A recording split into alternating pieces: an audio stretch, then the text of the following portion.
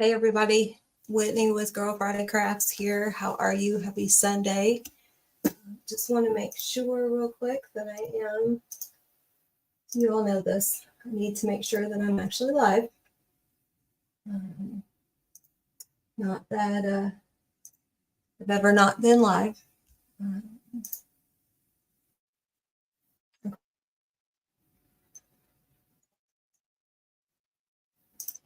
All right. Oh, I don't want to do that. Okay. So YouTube says I'm live, so we're going to trust that I'm live. Welcome to my November 2nd Craftember live video. I am going live every day in November for 15 minutes or so. I'm trying to stay at about 15 minutes. Along with some other creatives. So we have a bit of a collaboration going on here. And every day we're each going to be bringing you a short project or a piece of a project. I have a couple of events during that time frame, so I'm going to be coming to you live from those events. And, it's just a way to craft our way through November, bring some DIY ideas to our subscribers, share some things with each other. I'm super excited about it. I am doing a t-shirt today. You all have seen me do t-shirts before, so this is nothing new. However, I wanted to do this today because I wanted to highlight one of the new transfers for the 2024 from the 2024 holiday collection. So it is called Big Nick Energy, and y'all, I laughed my butt off. When I saw the name of the transfer, knew I had to have it, knew there had to be at least one t-shirt in the mix for it. And I was making shirts today for my upcoming show, and this is one of the ones I'm going to have. And I was like, well, I need to just hop on and do a live making that shirt to highlight it, and then also to let you know that it is actually on sale right now. I guess I should double check that. Give me 1 second while I double check that. I'm pretty sure I'm right because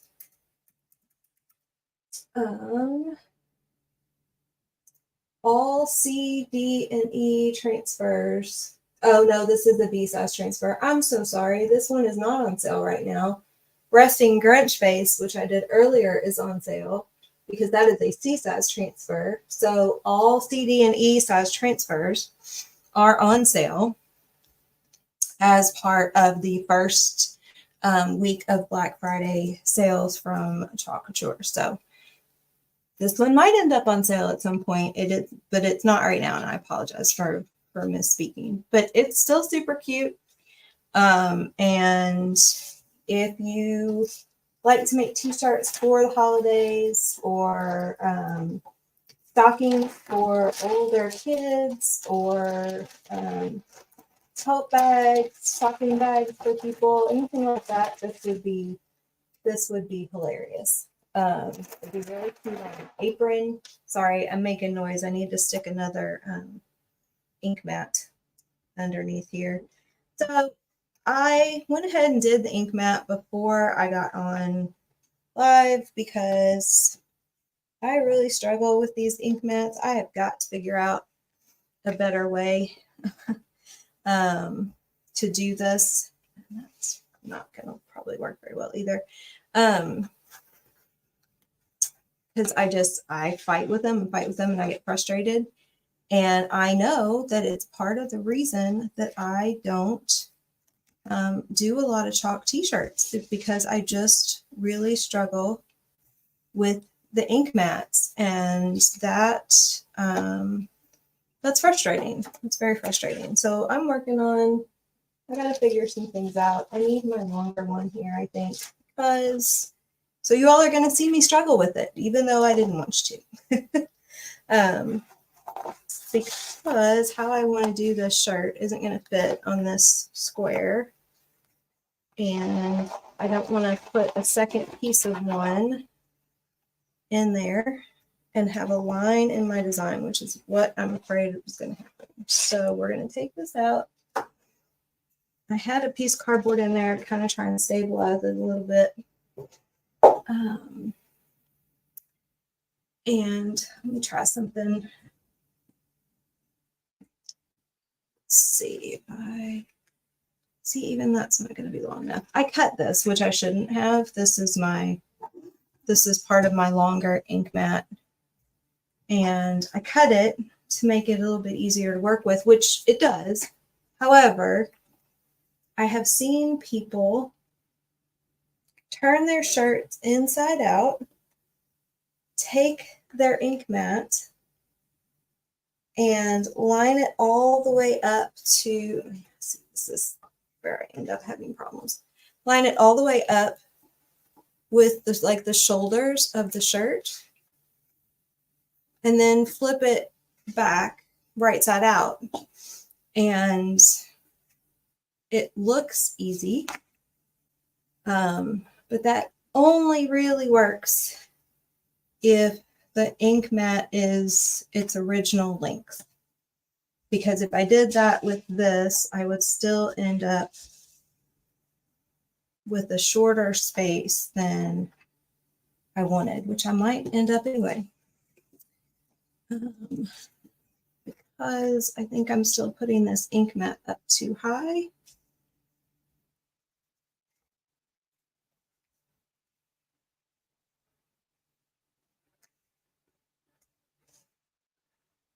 No, maybe not.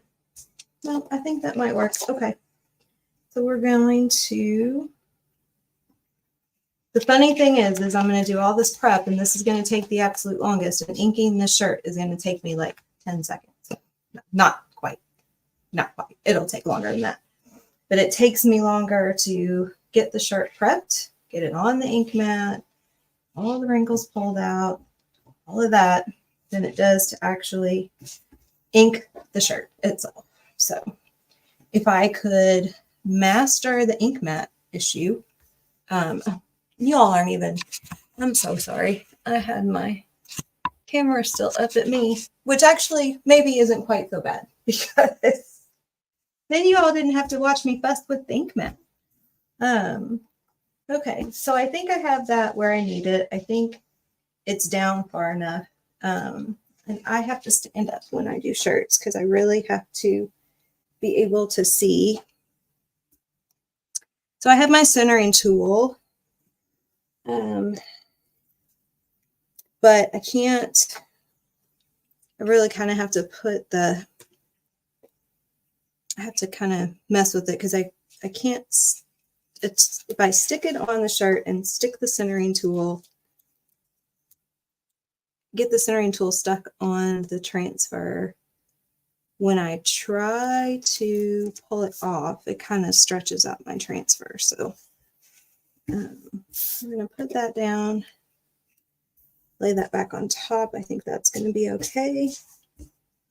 And then I'm going to get him where I want him. I think I want this a little off center. And find the bottom of my, okay. Just want to make sure that I'm not going off the ink mat so that I don't have any bleed through on the back of the shirt. And then we're going to add the little stars.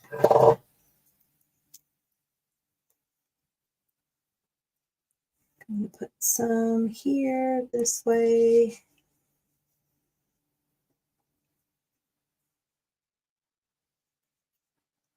And then some here this way. So I hope you all are having a lovely Sunday. We're going to do this with obviously ink. We're going to do shimmer gold for the stars, and I'm going to do those first. so that I can get that transfer off and let those start to dry. And one of the things that I am learning when I am doing ink is that I need to use more than I think I do. And part of the reason for that is simply because the fabric really absorbs the ink. And so I will often ink a design thinking I have used plenty, and I go to lift up the transfer and I've got spots that it looks like I've missed, and I haven't necessarily, but the fabric really absorbed the ink, so I just didn't use enough. Now, if you peel your transfer up slowly, you can usually catch that, and you can lay that transfer right back down.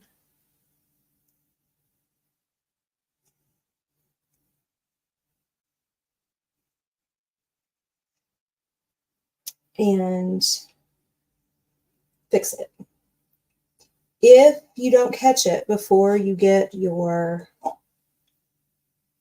transfer up, all the way up, or if you don't catch it until after you've gotten your transfer all the way up, I recommend waiting until it's completely dry before you go back and try to fix it. Because my experience is that I'll go back and try to fix it, and I end up messing it up because I end up messing up the wet ink. If you wait until it's dry and I like to use this. I actually don't know the name of it. I'll have to look it up and I'll put it in the comments. It's from the Artist's Toolkit though. It has a nice squeegee tip on it. I like to use that and just dab ink or paste where I've messed up. And if it's already dry, then that works really well.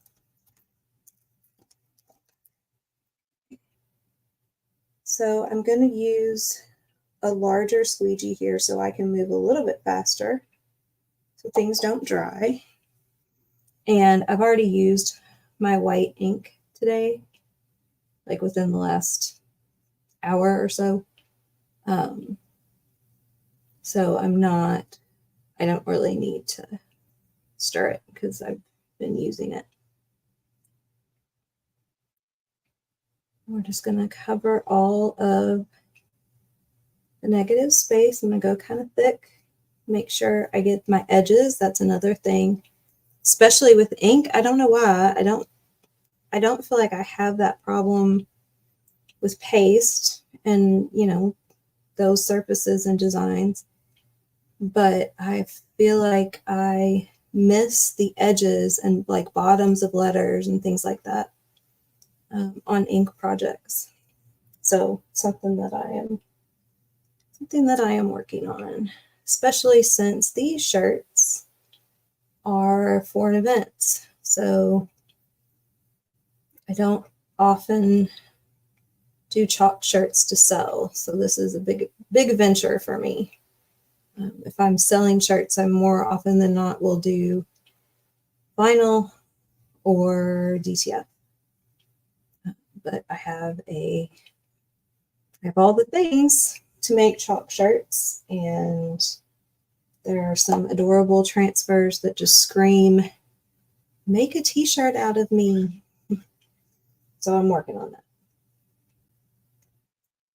Okay, so we're going to go ahead and lift him. Oh, see, a little bit. Use a smaller squeegee. A little bit right at the top there. It was coming up. Now that could have been because the ink started to dry on me. It's another reason I'm trying to go a little heavier with the ink. There we go. That's much better. So that it doesn't dry as quickly. Nice and slow. I feel like I'm working with like a scared animal or something. No sudden movement. I will say, you know, that ink mat does help. It keeps that shirt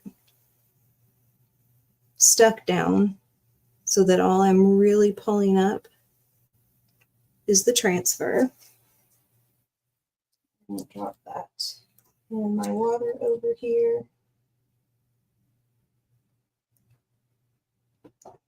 I don't have, where'd my trays go? Over there. I like to put squeegees in our color trays if I know I'm going to use them again, so it keeps them out of the way. And then I'm going to use